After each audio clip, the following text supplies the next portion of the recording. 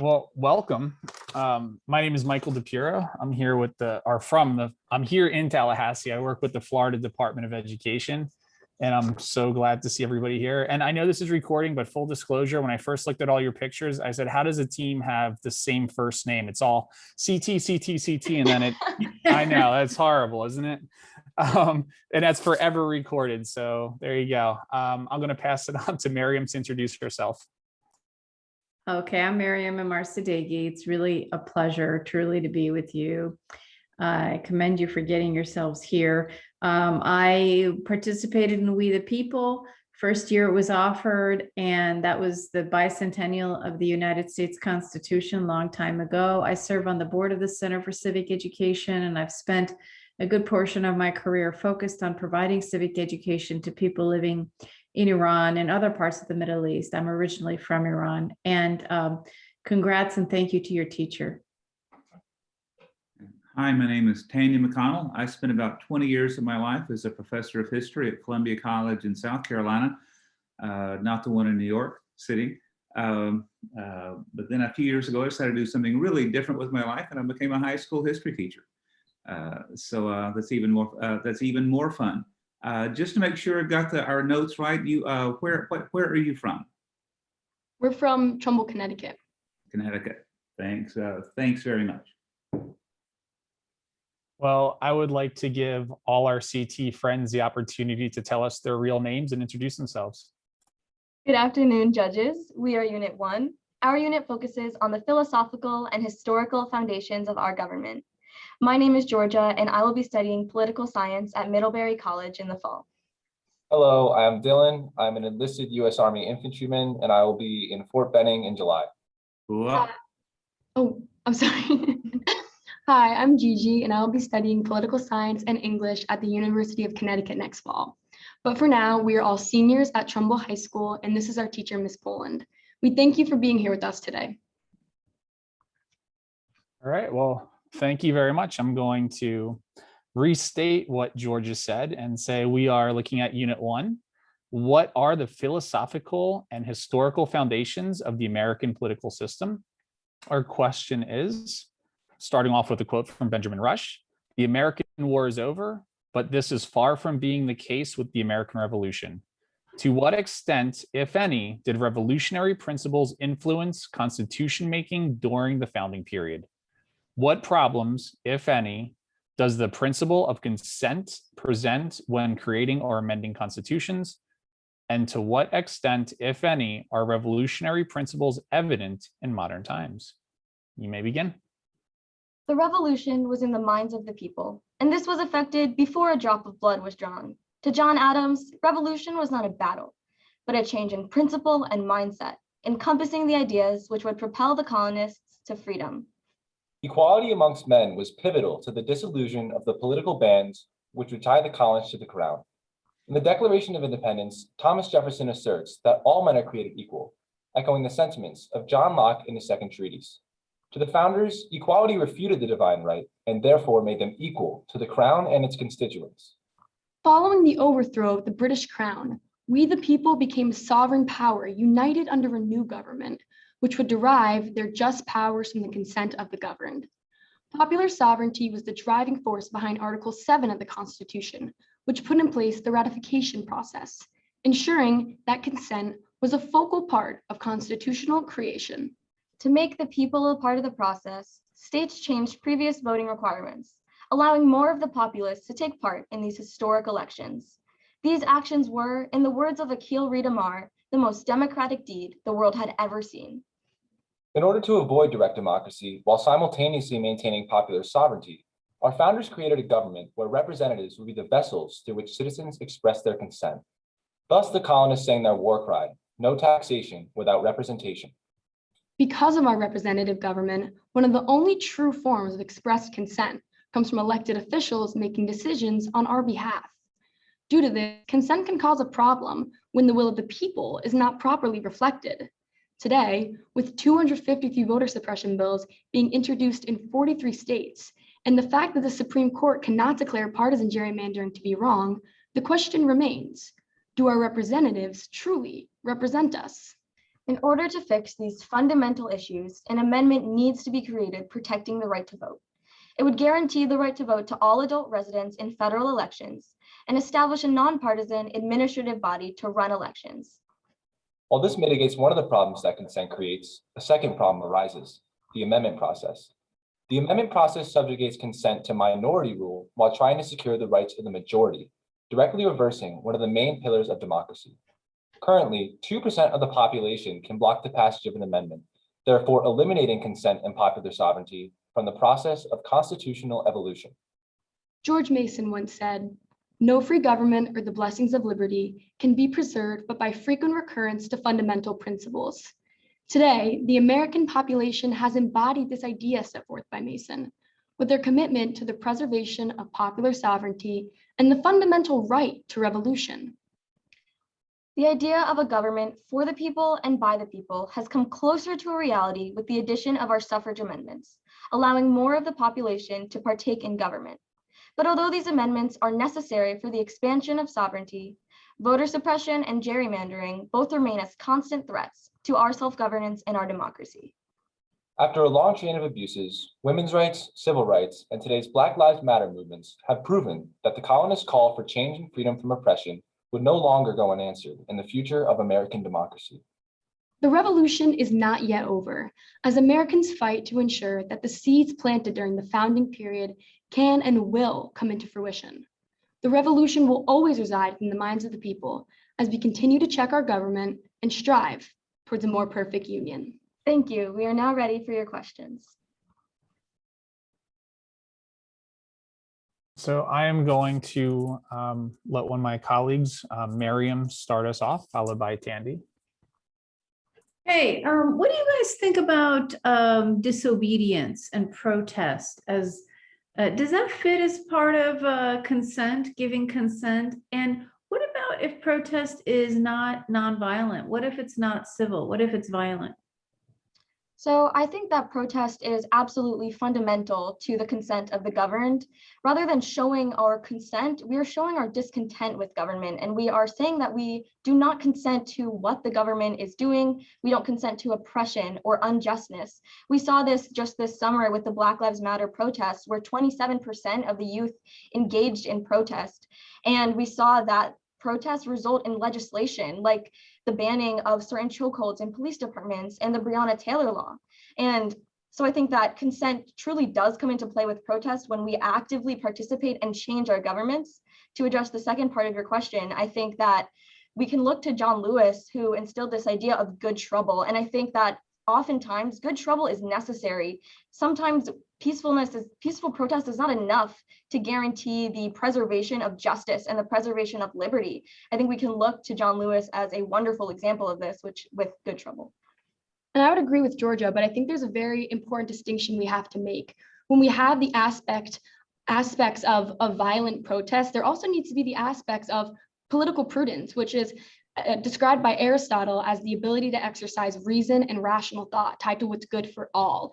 And this is what's outlined as the way to change our government in the Declaration of Independence by Thomas Jefferson, as he states that government shall not be changed for light and transient causes.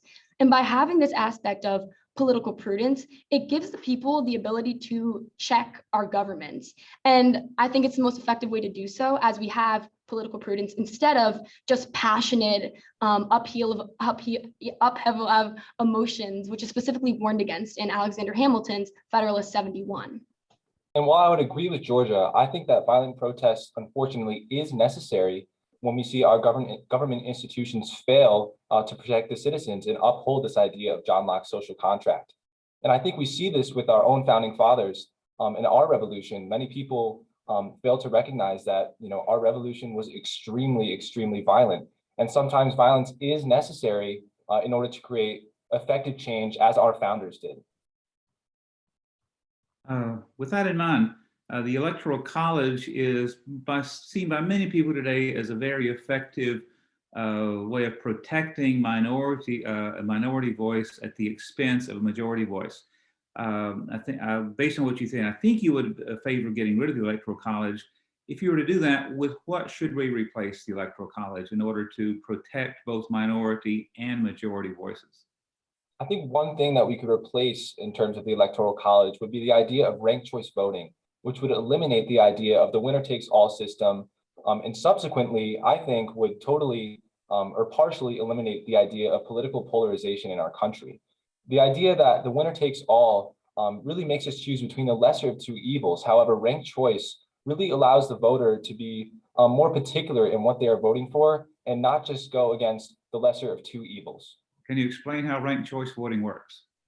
Yes, so basically we have, for example, maybe 3 candidates, and then from there, voters have the choice of ranking them individually on the ballot.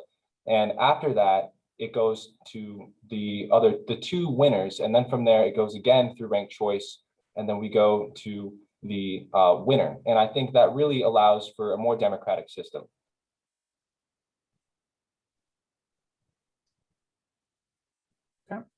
So going back to protests and this idea of reason and rationale and acting on emotion, all of those wrapped in, to what extent are there safeguards against policy changes or amendments that are based on maybe emotional appeal rather than actual fact-based data appeal? So in other words, what kind of checks are there in our system that may slow it down to prevent, protests and such from having an immediate effect due to emotional appeal of our legislatures or whatever it is? So I think the amendment process itself, by requiring those 38 states to approve an amendment before it can go through, does a good job of checking amendments that wouldn't typically pass. And I think that we can look to some of the amendments that were proposed in the past, which may seem ridiculous to us now, like an amendment proposed to abolish the Senate and an amendment proposed to make divorce illegal. I think that because these amendments did not gain approval of the 38 states, that in itself provides an effective check at making sure that only these strong amendments, only the amendments that are necessary to the preservation of our democracy actually end up going through. And we can, the amendment process is hard so that the Constitution is not reverted to a blank sheet of paper. It's a living and breathing document, and it needs to be put into check so that it can't be changed based on these emotional whims.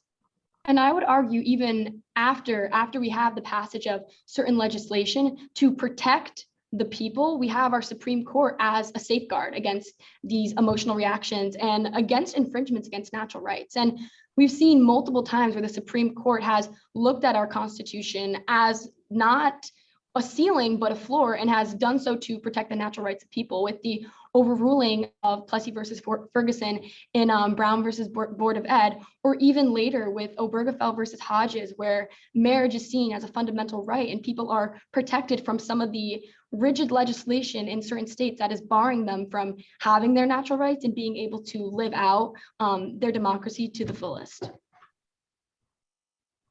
Thank you.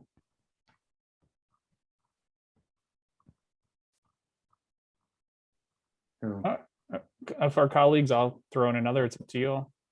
Go ahead. All right. So as you're going, what if the consent, or I'm going to say the will of the people, are pushing for things that are against the Constitution? How do you reconcile that? So the will of the people. Oh, go ahead. You got it, Georgia.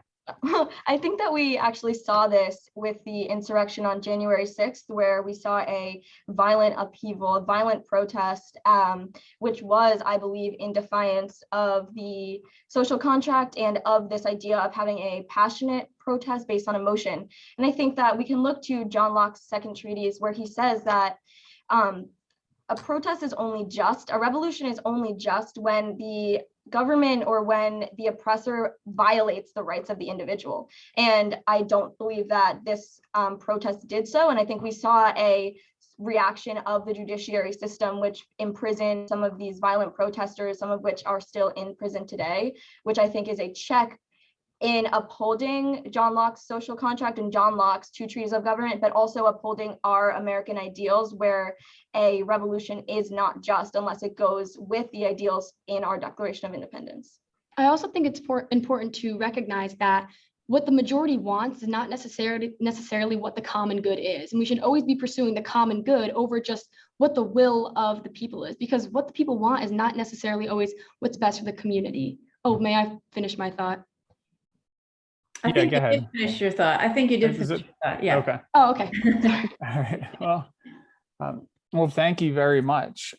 Just a little bit of feedback. I was very impressed with the way you could take some, especially my questions, which I think I had a political undertone to it intentionally to see the direction you would go with it, but swing it back from the political undertones to the founding principles. And that was a deliberate effort on me to see where you would go with it. And I think you did a great job with coming back to what the question was really about and not getting wrapped up into the emotion of current events.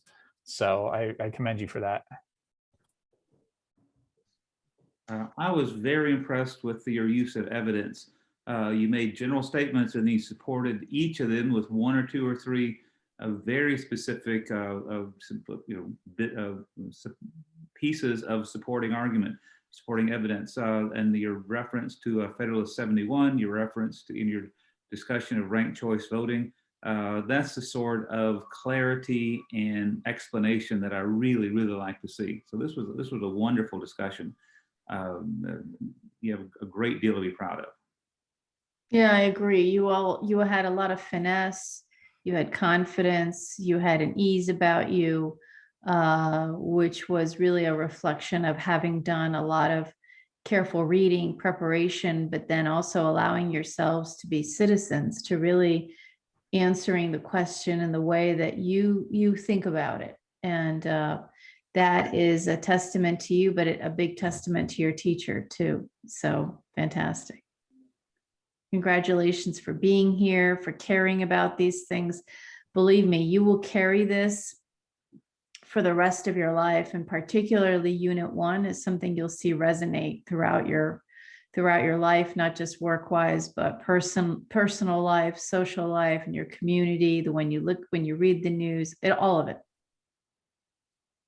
Yep. Thank you. I guess we're going to wrap it up and leave it to Anne. Dylan, you're going to love it in Georgia. We're going to welcome you down in the South. So thank you for your decision. So Anne. Yes, thank you guys. Congratulations again. Wonderful job. So we will be